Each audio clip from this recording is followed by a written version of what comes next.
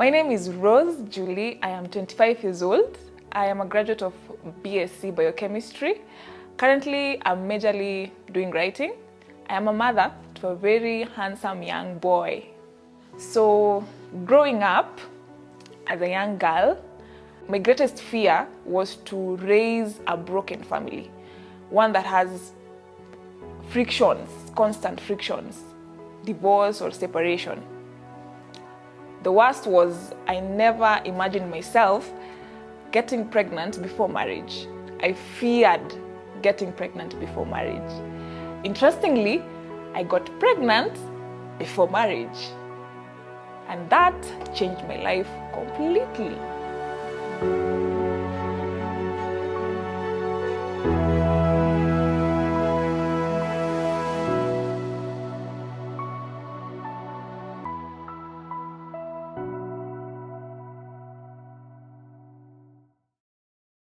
I'm born and raised in Nairobi. We used to stay in Mathare North. I come from a family of 2 kids. My sister, my younger sister, and I. I'm the firstborn. By the time I was able to understand my environment, I noticed that other kids will talk about their dads. It was always, my dad has done this, baba yangu amefanya hii, baba yangu alituletea hii. But I didn't really know what baba yangu is. Because in our house, it was me, my mother, and my aunt, who was our house manager. They're called like that these days. And it really bothered me. It was as serious as whenever any male person would come to our home, I would want to inquire from them if they knew my dad or they are my dad. It became more serious when I was going to school. When I started going to school, kids will be taught about family setup. And I remember my first drawing, I drew my mom, my aunt, and I. That was a complete family to me. And the rest drew their fathers and mothers and them. In as much as I was having that void of, like, there's something that was missing within me, and probably it would be the dad issues. My mother was also not really available. And I understood she had to work. We had to survive. So the house managers we had ended up forming the motherly figure that I was looking for. They ended up becoming the mothers that would influence what I would end up becoming. Like the character I would develop, it was through them. And I had one specific that I loved dearly because she would go anywhere with me. Whatever I needed, she would make sure I have it. If she was going anywhere, she would live with me. Even if she was going to visit her family, she would even request my mom to go with me for that visitation. So she ended up forming majority of the characters I developed when I was a kid, including restricting myself from expressing what I really feel inside. I felt like I'm her child more than I was a child to my mother. Because she was close, I was free to tell her anything. If someone would, if I'm playing outside, alafu mtoto yote anichokoze huko nje, nitarudi nimwambie auntie fulani amefanya nini, amenichokoza, and she would go out there and roar. Actually, kuna nywali dhani she's my mom. Mtoto wa nani? Huyo anini. She used to tell me what is right and what is wrong. She would tell me, hii ni sawa, hii hapana, usifanye hii, fanya hii. And as I bonded more with her, she will do some things with me which I thought were normal. I thought it was okay for people to do these things. I was just a kid, barely even going to school. I wasn't yet going to school. And even when I joined school, since she was still around, she will do the same things. My aunt was a lesbian. Let's call her a lesbian. whenever she had the urge of involving herself sexually, intimately, she would take me. She would use me. And when I was growing up, I thought that was normal. But with time, it's like it shaped me. I started viewing myself more like a male person. I felt like I was a male more than a girl, a girl who's growing. It affected my relationships with my fellow kids. I used to love girls, and people would think she's a girl, she loves girls. But that was not it. I loved girls because I felt like I was a boy. When she was fulfilling her sexual desires with me, she was not doing it with me like she's the male. I was the male who's satisfying her. So I never practiced this thing with my peers, but in school I did not see them as my fellow, as girls like me. I saw them as girls. Then I was a guy. I was a boy. Then them, they were girls. So my aunt started doing this with me when I was almost 4 years. Then for a period of 2 years, we continued doing it. It was not consistent, but whenever the urge came for her, she would do it, but not consistently. For me, it felt normal. It was okay. Then at some point she left. Not that she was caught or anything, but she just left. When I was growing up, I never really had a safe space to speak about what I feel or question anything. That's the reason I never even ever questioned about the whereabouts of my father, but I chose to look for him from anyone who would visit. So even when I loved my aunt, I never saw any reason to why I should report this or tell anyone this, because at the end of the day, whom was I going to tell? My mother would leave early, come back late. And sometimes I would be asleep. And there was nothing that gave me a reason to report it. This is my aunt, she loves me, she's taking good care of me, she's doing everything for me. This is the right thing. We are doing the right thing. There's nothing wrong with it. That's how I felt about it. So she left. I was left with some bits of confusion. But still, I did not feel like I should report anything. It was normal. It was like, okay. Life continues. I joined school. I'm just there. I'm a girl, but I'm a boy.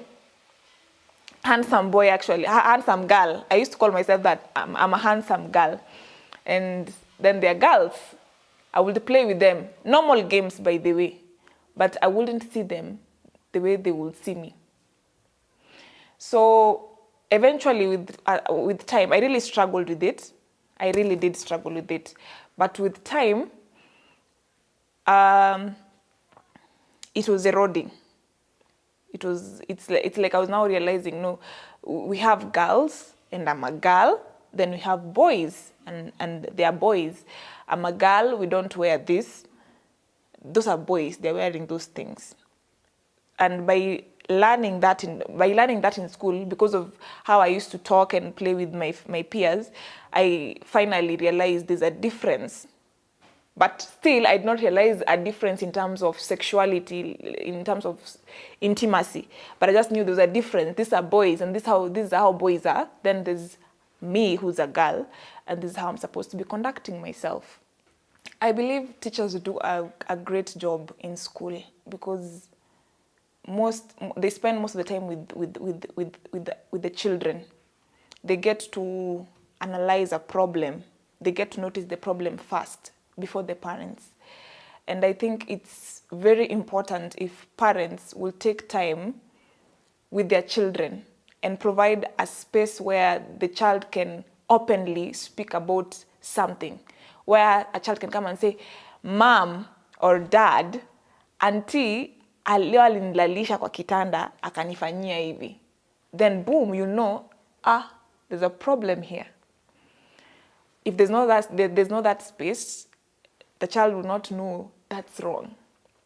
And it's good if parents also tell their children what is right and what's wrong. Come and tell your child, if someone touches you like this is wrong. As early as even 3 years when they can, or even 2 years, when it depends on how fast the kid began talking and understanding things. Like, just let them know that those are their private parts and nobody should touch them or nobody should do something with them. Around the age of 6, yeah, something I'd longed for a very long time was happening. A man came into our lives. I was now going to have a father. Finally, I will talk about Baba Yangu, you know. And the face he presented to me at that time was a very wonderful face. I felt so nice to have a dad. I would finally go and tell people, you know, hata mimi niko na baba yangu. Baba yangu alifanya, you know. He came in as a humble guy. The most important thing, I did not know whether he was my real dad or not, but I appreciate the fact that he had accepted me. You know, acceptance is very important. It has a way of building your self-esteem. So I finally was like, yeah, I have a dad. And things went, and finally we were moving in with him. And I was happy. I was a happy kid. I was having a dad, and that was important. So with time, I started seeing some changes with him. It was no longer the dad who would, you know, come and be like, Rose. He used to call me Rose Coco. Rose Coco. He became the dad who would be good to me when my mom is around. He will be like, Rose Coco and all that. When my mother is around. When my mom is not around, he will be a different person. He will be as different as... I understand education is very important for any child.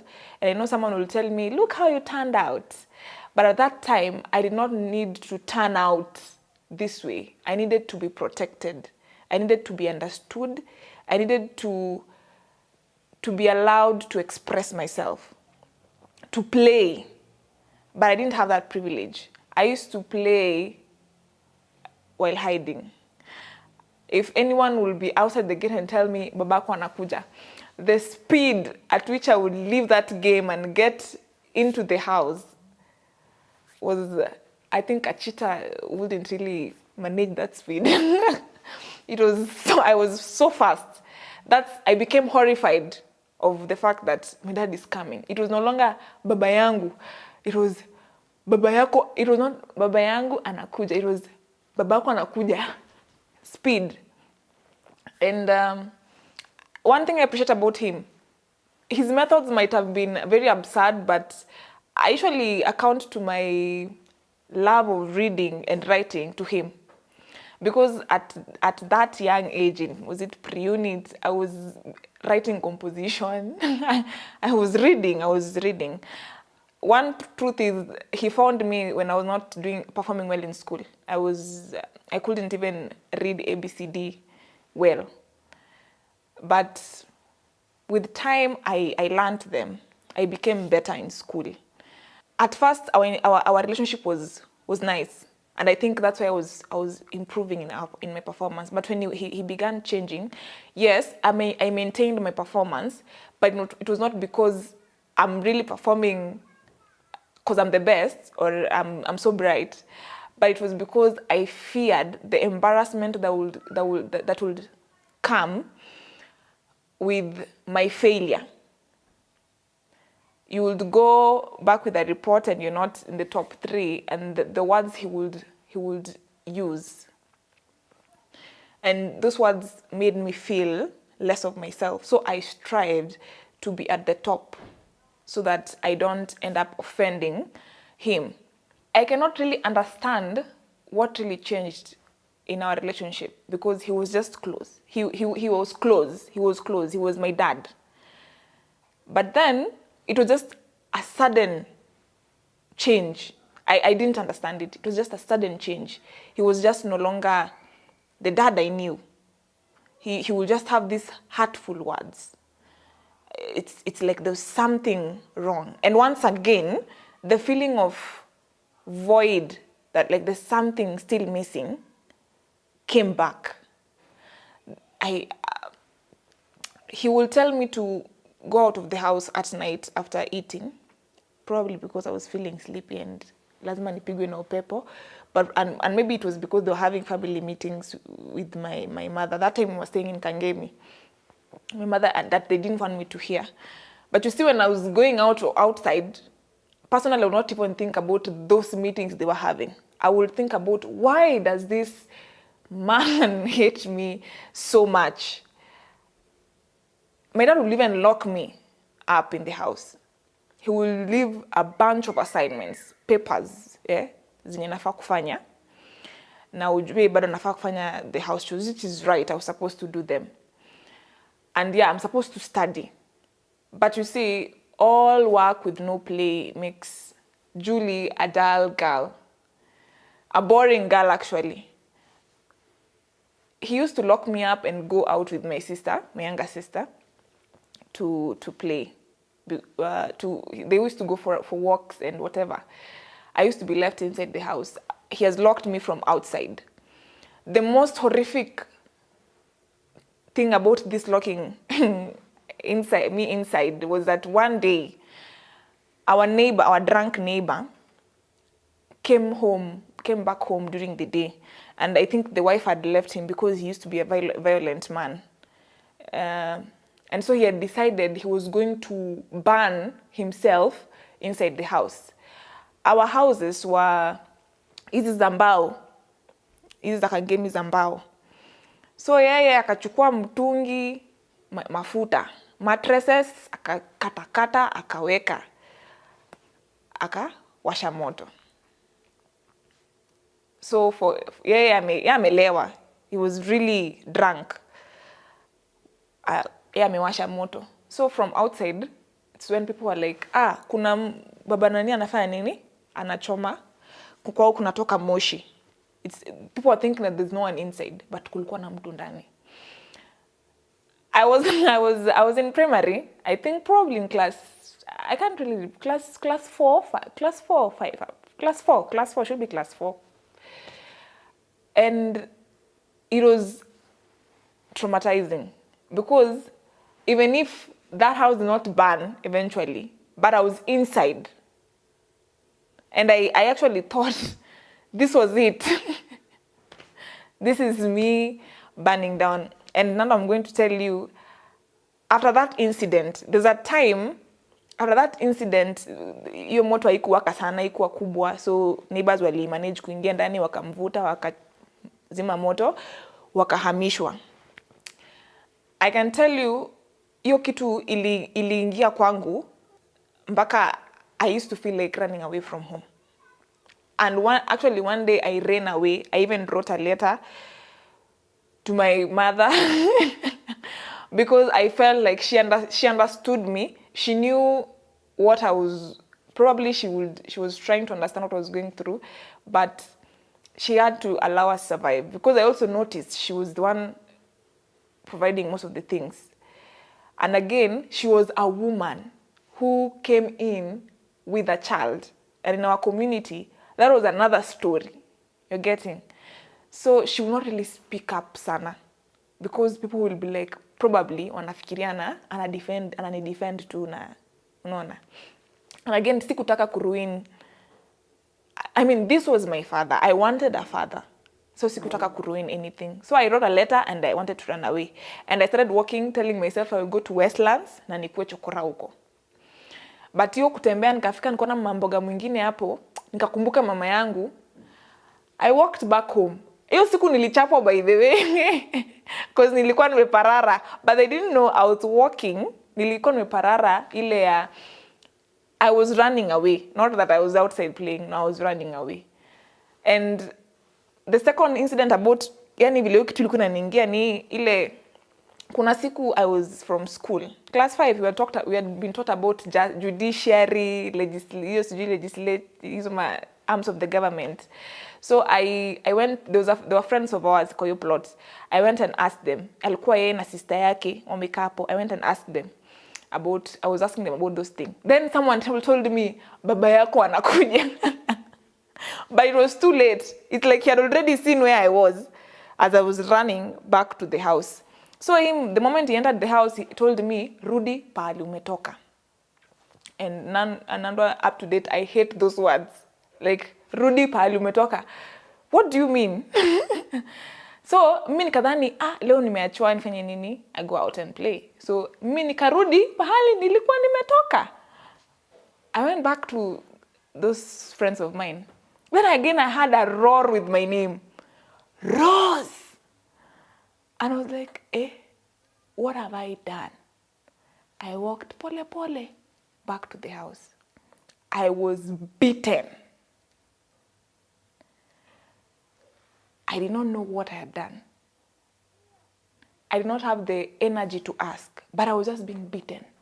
The other times I was being beaten because the dishes were not clean. But today, the dishes were clean. The house was clean. I was just from school. My uniform was clean. I had washed it. Like, there was nothing that would make you beat me. Is it because I ran when you were coming? I did not understand. But I was beaten. And then he told me nimchemshie maji. I went and boiled that water. So hot. Very hot. And I told myself, I'm going to burn him with this water. Even if I'm going to land in juvenile. I'd rather be in that juvenile than stay with this person here. And I made it hot. Over 100 degrees Celsius. And I placed it kwa kasuku. There's also a story about this kasuku. Yeah, kwa hiyo kasuku. And I was walking towards the sitting room with that kasuku. I was determined to burn him. But the moment I was almost getting near him, my legs weakened. My hands also got weak. I placed the kasuku down. I stood. I just looked at him. He didn't know I was looking at him. Just looked at him. I took that water. Nikeka kwa thermos. Nikampelekea. Nikakaa hapo kwa kitchen. I was waiting for my mom. So my mom would come and find me crying. And she'd be like, amekuchapa. I knew she knew things were not okay inside this house. But probably how she would come up and defend me was hard. I even stole her money. I was beaten too on that day, but stealing that money was not I was stealing it for a different reason. I was stealing to send a message to them. I wanted to become rebellious. But that day my dad said something. He said, "Iyo si tabia ya watu wa kwetu. Iyo ni tabia ya watu wa kwao. Pengine ya kina mama yao." Those words sank so deep. So deep. And now it made sense because my neighbors' kids used to ask their mothers, "Vile baba Samantha anafungianga huyu Rose kwa nyumba. Ni baba yake kweli?" They used to ask. And even one kid ever asked me, "Huyu ni baba yako kweli?" They used to ask me. Because they will see, kids see things. They will see. They will even come and greet me hapo kwa window. Aya, leo umefungiwa, utatoka nje. It used to be, yeah. But I adjusted. I got used to it. But now, whenever we used to close school, straight home, I would go to Ugenya, to my mom's home, where she was born. I will just... Tumefunga tu leo. Either leo usiku, ama the following day, asubuhi, I will be traveling. I will go home. And anytime we're opening school and I have to come back, I would cry, niachwe nyumbani, uko ushago, nisome uko. I did not want to come back at all. Because for me, it was not good. I could not say when I'm hurting. I could not say when I'm happy. I could not play. I could not just be a kid who's growing up. I was like a small adult. You have to behave maturely. You don't, and I think I became an introvert through that. I never used to talk kitambo, never. You would hurt me and I would just look at you. You're like, okay. And I think it also trained me to accept being disrespected. You will disrespect me and I'll be okay with it. Because it was okay, even kitambo. It's okay to do that to me. And of course, how he used to treat me used to affect also how our house helps would look at me. Because some of them also just gained the courage of mistreating me because they saw him doing whatever he was doing. Some house helps used to lock me inside. And then there was this cowboy, Kasuku. I was saying there's a story about it. There was a cowboy, Kasuku. One aunt of mine used to lock me inside. She would leave. The moment my mother has left and my dad has left, she will also leave an hour after that and lock me inside na hii kasuku ya cowboy. So hii kasuku ilifaa ikuwe mahali pangu pa kujisaidia. I was to help myself from there. That was my toilet. And in the evening when she comes back, she would come back before they come back. Ninaenda naosha, hiyo ni during holidays. Ninaenda ninaosha hiyo kasuku. Ninaenda namwaga, ninaosha kasuku to be used for the following day. And I could not tell this. Hata kazi ya nyumba wenye walikuwa wanafaa kuwa watu wanalipiwa ama something, it was me who would do them. But I could not tell this to my parents. So the way he treated me, it made people also treat me that way. And my mom, in as much as she would want to defend me, there was a reason why she would just, at some point back off kidogo. But there was a day I had her telling him. In fact, that's the day I knew, this is not my dad. I think my mom saw me getting so hurt. He told him, this is not your child. This is my child. This is my child. And I've never been so proud of my mother like that day. I am her child. So people should stop. But that didn't change a lot, because even if she would say it, he would still do whatever he wants. At the end of the day, he was the man of the house. And there's nothing a woman would go back and tell uko nyumbani na mtu amsikie. It will be like, wewe. So I grew, these things used to affect me, but I did not notice. I was getting suppressed. I was putting myself in a certain corner. There were things that I was allowing myself to just experience. Because I cannot defend myself, then probably this is the right thing. You're supposed to respect your elders, and what your elders are saying or doing is always right. So ukianza kubishana nao, wewe si mtoto mzuri. And I always wanted to be mtoto mzuri, the best in performance, the best in everything. I had to maintain that. The last encounter I had with him is we did our exam and the results came out. I was no longer in top 3. I was number 8. And as usual, when you fail, they tell you it's because you're playing too much. And there's no playing, you're playing. So he went and bought gifts for the first 3 in our class and then in the whole stream. That is something he never used to do when I was top 3. He would gift me at home. That is true. He would gift me, like top 3, he would gift me at home. But now this one, I was not top 3. And that specific year and that specific term, he decided he was going to award people in the streams. He came, he gifted people, and I remember he said, simnona, mimi mtoto wangu akianguka si ameanguka. Mbona kama nimekuwa biased? Hapana. Sijampatia zawadi. Kwa sababu amefanya nini? Ameanguka. I'm number 8 out of a stream of 60 something students. Not even stream, a class. So he said it, ameanguka. Na watu wameanguka wafanye nini? Hawapatiwi zawadi. I know this is so harmless, but you should have seen the laughter that came in with that. My classmates, like, it was not like I was a constant failure. And number 8 is not a failure. The way he placed it, it made some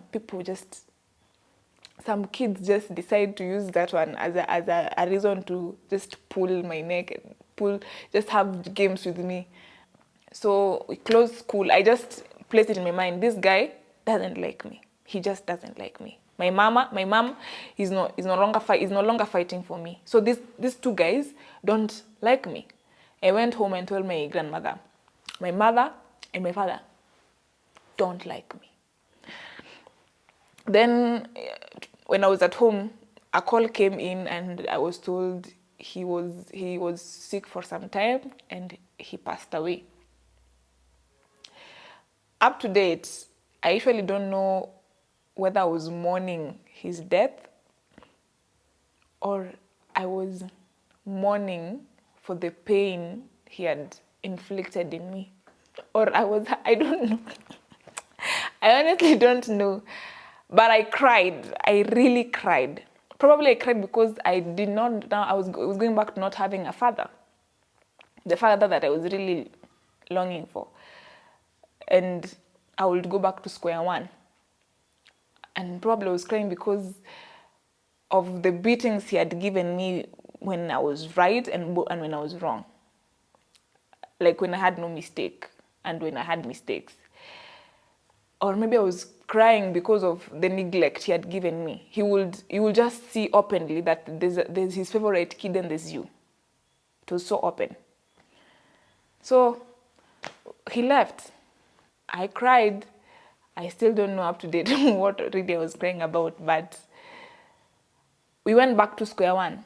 No dad, just me and mom. But the house helps we had after that period, they came in. My sister was so aggressive. If you would throw words at her, she would throw back the exact same words, because for her, my dad had taught her a mechanism of defense. She would throw them right back to you, but I couldn't. I used to see that as tabia mbaya. She should not do that. So when he went, I was just there.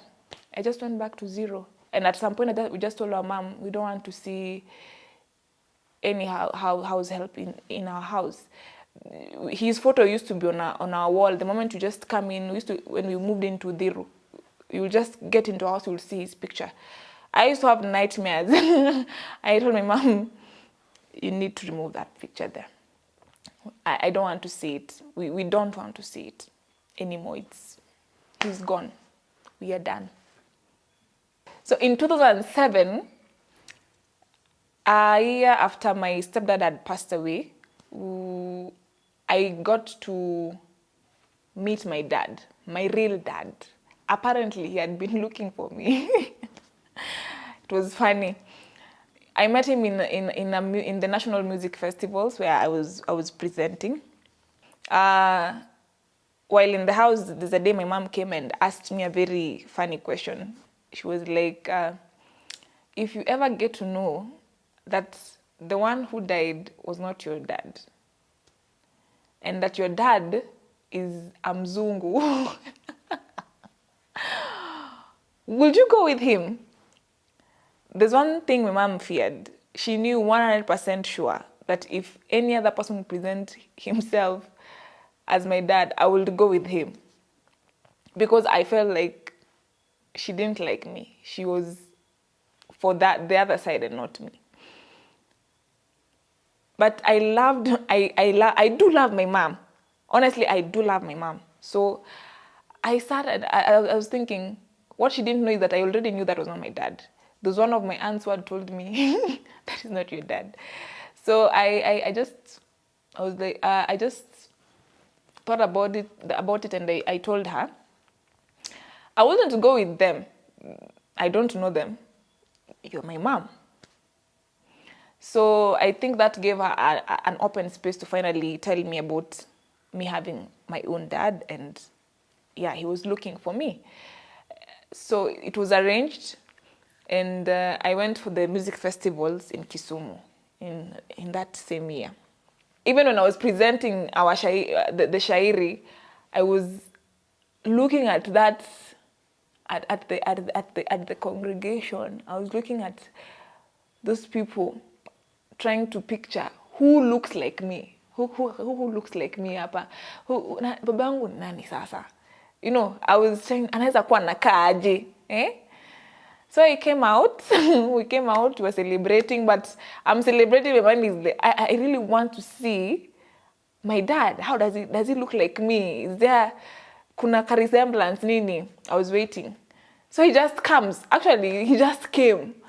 I have never hugged someone as tight as I hugged my dad that day. I was so happy. This is my dad.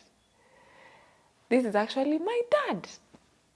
So we hugged, we talked. We didn't really get into what happened. It was, yeah, so you're here, It was stories about me. For the first time, it was about me. It was about how are you doing? What has been going on? How is school?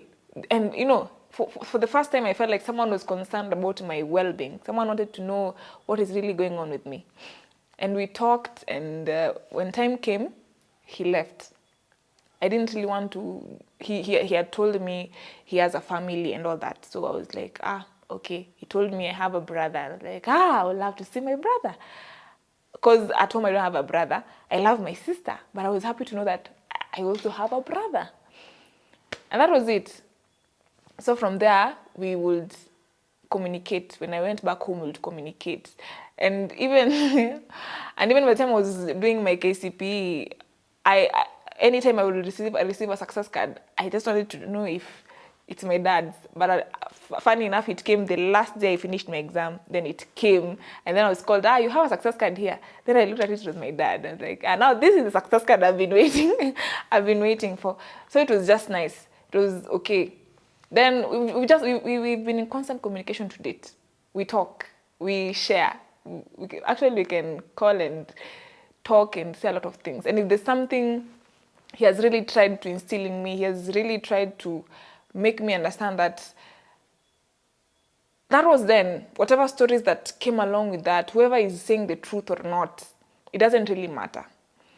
You might have been the victim of so many circumstances. This thing happened. But the main thing he usually tells me is that I want you to stop being the victim now. I want you to now rise above being the victim. I want you to stand for yourself. If there's something that you feel like I'm saying that is not right, tell me it's not right. By the way, he has really advocated for that.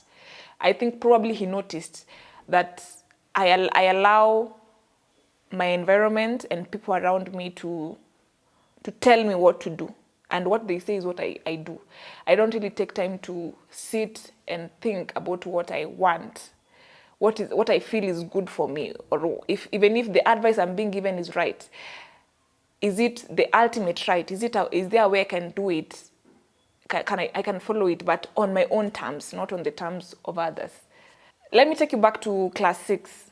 After we buried and we came back, we opened the school and we were in school. So in class 6, we were having a science class, and our teacher was teaching us about the reproductive system. So I get to learn about the reproductive system of males and the reproductive system of females. Then we also had a club called a Chill Club. In Chill Club now, we are being also taught about our sexualities, like how a lady should be and how a gent should be. And from those classes, I started realizing, now I could connect the dots, what my aunt was doing to me initially and what was the right thing. In fact, I had the name lesbian my first time in class 6. When the teacher said, girl-to-girl relationship, intimacy is not right. nobody should put you through that. God created male and female, not male and male or female to female. If someone ever does that to you, that person is doing something wrong, you should report them. But I couldn't report anything at that time because the person you're talking about was no longer in the vicinity. I could not really say, oh, that. I would only say, so ule auntie alikuwa anafanyanga tu vitu zake. That was just it. Then I now slowly started accepting like psychologically that what was being done to me was wrong. I will not lie that at some point it used to affect me. I would want to do something. I would want to do what I would want to feel how I used to feel when she was doing things. I will not lie that it never crossed. It used to cross my mind at times. I was like, okay. But funny enough, I really never got myself to want to do something. I feared that I would do this and I would mess even my own sister, because she was also growing. And kalongolongo, mnacheza, you're all girls in a compound, plot iko na wasichana wengi, mtu anaakta mababa, mimi ndio baba and all that. So I never really got to. I started playing after my dad died, and I was now playing ile kucheza ukweli. So I would play, but I really didn't want to do some things. So I used to take myself as mimi ni mtoto. Nobody will understand, but I had my reasons. I don't know why, but I just had my reasons. So I went and joined. I went to Ngara Girls High School, and I met a group of friends there. So what I ended up becoming, instead of practicing lesbianism, because it was a very nice avenue for doing it. Some people would even do. There were rumors that some people were doing it, but I never saw any. But there were rumors that people were doing it. I mean, that was a nice avenue for me to do it, but had psychologically now understood what was right to be done and what was not right to be done. So my friends and I formed a girl squad that was for girls who were we used to be a little bit big, and we were tomboys. Now we were tomboys. We were not really into other women, but we were into ourselves as tomboys. We were girls who were behaving like men. Even the way we would dress, would speak so much. The way we would walk, would speak so much. Ungeshtua watu wengine, ungeshtua form ones wengine wafanye vitu, but sisi, And those things were building up slowly, pole pole. Like those things that I had gone through, zilikuwa zinajibuild tu. Ni kama kuna campaign nilikuwa nimesuppress. I wasn't talking about it. So ni kama nilikuwa na express in the most awkward way. And in the meantime, it's when I was realizing also about my medical conditions. My reproductive system was having its own problems. So I was, kulikuwa na confusion. Yeah, wewe huku ni tomboy, huku na mashida zako na menstruation and stuff. Kuna mavitu tu zinakusumbua kwa akili huku. My performance wasn't that good in that school. I wouldn't say it was good. It wasn't really good. It wasn't really good. But I would say kwa stream I would make it to the top 35 kwa shule. Kwa hiyo stream ya form 1s. So at some point iliona tu hapa this school is not helping me. I'm having a lot of problems hivi. And at some point niko tuna mashida, I'm collapsing for no good reason.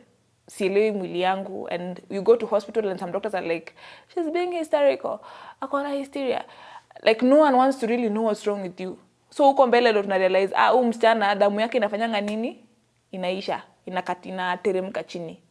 Kiteremka chini kuna saa anaenda. So hiyo tu, like things were piling up instead of because now you have your dad, even if he's not really present, but it's supposed to be reducing some load. But kumbe kuna vitu ulisuppress zinakuja. And others are now adding up.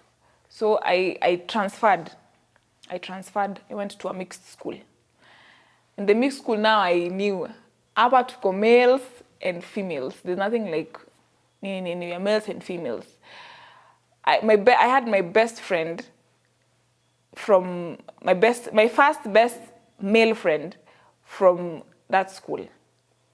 We even finished school, even today we still talk. And that person helped me really shape on what I would think, what I will think about a man. I don't have a perfect picture of an ideal guy really, an ideal man, or rather an ideal father. I do not know how a father is supposed to behave apart from what I have read in books, or probably gone into a family, like when you go for events and you are hosted in a house, and I will see the way a man is treating their family, like, that looks nice, that looks great. I'll be like, that's how someone is supposed to be treated. But personally, as a kid, growing up, I never had an ideal, like, I didn't know how a man's supposed to treat me. I didn't know how I'm supposed to be interacting with them. I didn't know when he's disrespecting me or when he's actually respecting me. I didn't know. I was like, these things are normal. He's doing the wrong thing to you, and you're like, this thing is normal, it's okay. From looking at my mother's life, how she had to like work hard to make sure everything is running in our house, and having to see how the society perceived her as I was growing, and having to see her inside marriage, and her as a widow, there's definitely one thing, as I had said, I will not want to have. So I had in my mind, I wanted to have a family where it's official, yes, and apart from it being official, we are married and we are peaceful. There are no wrangles. There's no outside force coming in and trying to ruin things for us. Our kids are okay. They have a place, they can come and tell us, Mom, Dad, this is what happened, and we would advise or even discipline accordingly. I viewed that. So this affected the kind of relationships I would choose to get into. There was a type of guy I had formed in my head. But I didn't notice the type of guy I had formed in my head was not the type of guy I was attracting to me. I was attracting towards me. The type of men I used to attract had qualities that resembled that one of my stepfather. There was something about them that even if I felt disrespected, it was kind disrespect because I was used to it. It was something I'd seen and it was normal. You will do something and I will be okay with it. And you will praise me for it, yet I'm hurting. I'll be like, this is how it's done. And with the time, I've gotten into a relationship. I'm still suppressing my feelings. I'm still allowing things to be done to me because I want this. I have this perfect picture. It's supposed to work out. It's supposed to work out. My desire to have a perfect husband, a perfect boyfriend, a perfect family in the end, because I enter relationships with a focus on something. I've never dated someone with the main thing of just having fun and living. That's never closer. I enter into a relationship, and I think people had the right words for me. They just came with the right words. They would be like, we are doing this to the end. We are going to get married. And no, Marriage was such a big deal for me. I was like, that's the man. And yeah, I will enter into a relationship. It's not working. Everybody is saying it's not working. But I will still stick there. You will even mess me up. You will even mess my life. But, I think I was so desperate to prove this point that I will not let history repeat itself on me. I'm fighting this battle. We are not. I would hold on. You would mistreat me. You would call me names. Names that I used to even hear when I was a kid. They would affect me. And I would say, the fact is, people would see me out and think I'm strong. But in real sense, I was dying inside. I was battling with my self-esteem.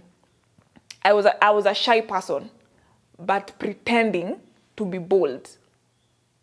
I would come and and smile, and you'd be like, that lady is strong. There was no strength there. That was a weakling, because I was struggling. I'm like, I need to get out, but no, I'm not going to get out. This thing has to work. So when my first relationship fell, I also collapsed with it. And it was so bad. I collapsed with it for some time, and by the time I was trying to come up, when I was coming up, it's like when I was healing, I was not healing ile relax, get to study yourself, get to heal, get to know what you really want and not what you just want that time, what you would want in the long run. I was just healing ile he's gone. Aende tu, nimepoa. So even by the time I was getting into my other relationship, I was healed of that other guy, but I was not healed of the pain I was carrying. I was not healed of those words I used to hear. I was not healed. It's like I loved my mom, but I had not accepted that she loved me, just that she had a difficulty in expressing it because she had to do things for us to survive. So I get into this relationship. It comes with a lot of drama. And but I'm still determined that this is what I want. This is what I want. And inside there, I get pregnant. And this pregnancy now comes with hormones that bring an outburst. It's like finally what my father was saying, my dad would tell me, stand up for yourself. It's like finally the hormones were doing it for me. So amidst a lot of confusion, because my pregnancy came with a lot of confusion, I'm confused. I'm trying to understand myself. I'm trying to understand this pregnancy. I'm trying to understand my environment. The truth is, I was lost. I was so lost. I was a confused person. But I wouldn't talk to anyone. I wouldn't tell anyone, hey, honestly, this is what is going on with me. I was still carrying my pain from Kitambo. So at home is when I now thinking, Julie, you're pregnant. Like, I'm pregnant. So I'm pregnant. Outside, actually, I'm pregnant. It was now it's now thinking, I'm pregnant. I'm not married. Now everything came. What will my group think of me? I'm already having a very contradicting and dramatic relationship. It is involving a lot of things. What will people say? I'm already getting attacks. So this is going to bring triple or even deca attacks. There's something like that. Attacks to me. And worst of all, this baby is just like me. He or she is going to be born out of wedlock. This is horrible. I wanted to hate myself, but I told God this baby should be a boy. Because we want to close this issue of anyone in my line getting pregnant, a firstborn getting pregnant outside wedlock.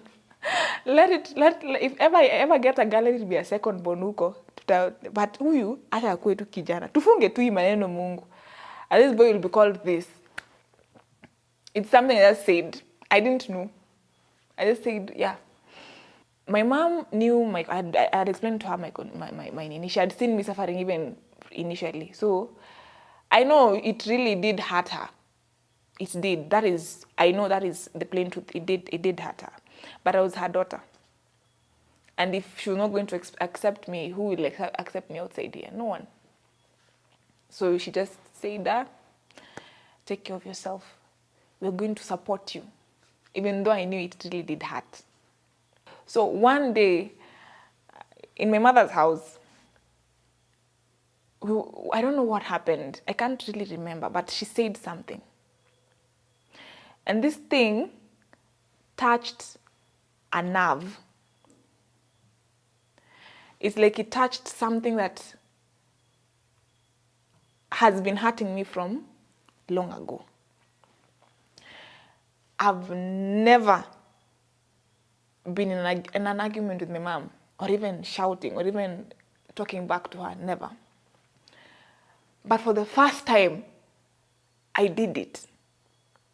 I spoke back. And instead of feeling a regret, like, the way you're supposed to, hey, what have I done? I felt some form of calmness, like, yes, you should speak. So I said the first time I said it. My mom was shocked, by the way, she was shocked. I later got shocked also. I was like, that was me. We left it at that. As time was going, the second person it hit was the father to my son now. My baby daddy. Let me call him that. At that time, he would say something. Probably he meant well. But I would not take it that way. I would carry, it's like I was carrying a load. And immediately you say something that touches anything concerning that load, I would burst. This was becoming now my turning point. I was now becoming a mother. And I was preventing my past from really coming in. I'm already pregnant out of wedlock. My first fear has actually come into a reality. And I'm getting attacked from different angles. I'm trying to survive from these attacks. I'm trying to survive like maintaining my own dignity. I'm trying to bring myself back to life. I'm trying to ensure that this baby actually survives. Because with the way things were going, I felt like I was going to lose it. Because I was also losing myself. I was losing myself. I would literally just break down. At times I would not even talk to anyone. You would call, I would not pick your calls. I would lock myself in the house for a whole week. I won't come out. Not even a week. I think there's a month I didn't even come out, or even 2. I will not go to church. I will just be indoors. Not watching, not chatting, or even the TV will just be open, but I'm not watching it. I'm not even listening to music, but I even stopped singing completely. Songs irritated me. Anything news irritated me. I will just eat. I was not talking. Or if I talk, I'll just say very few words and with specific people. It reached a point even if my phone would ring, I would know who's calling. Because now people had... You see, this is a pregnancy out of wedlock. No one wants to be associated with you. Majority of the people. People who are sidelining me now. Everyone, you're no longer their friend. Nobody's calling. Nobody's checking up on you. Like, if someone calls you, it's out of gossip. Like, ni udaku tu. Nataka kujua, kunaenda aje. So that they go and say, from my inbox. Or they send your voice note. This is what she said about that condition of theirs. And it became so much. So I was bursting. Small thing, the tiniest thing, I was bursting. And this bursting came in, and when finally I gave birth, I did not want anything to mess up with my plans. I was still having my fear. I was still carrying it. I was still having my pains. I feared, now another fear came in. I feared not having to raise my baby with the father and ending up to raise him with a different father And this father ends up mistreating my baby. No, it was not supposed to be happening.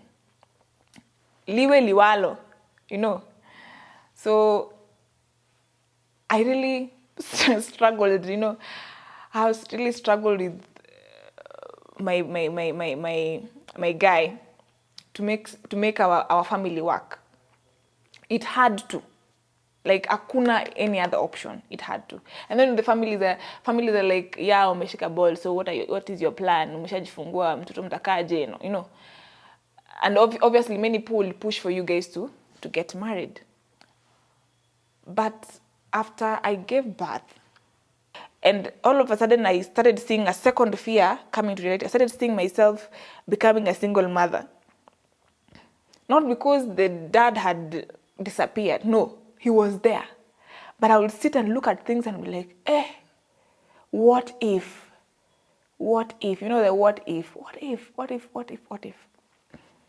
So I started seeing that thing happen. And I was like, no, we have to fight for this. We have to fight for this. We have to fight for this. And I at that time, I think I got desperate. I would text so much. I would call so much. I wanted, if this one has failed, if getting pregnant out of wedlock ili fail, siacha hii ingine ya perfect marriage happen hata. Si inge tu box vitu zende poa. So, and our families were like, yeah, you guys should not do what? My family was like, yeah, you guys should not do what? Settle. So I'm fighting for this. It has to happen. I'm really I'm pushing, there's a point you can push and even push a man to a point like he can actually decide, start disliking you, start avoiding you because you're becoming too much. And I should say this was my turning point because it's like just one day I woke up and I was fed up. I woke up and looked at my son and I was fed up. I was tired. I was like, I won't call or text anymore.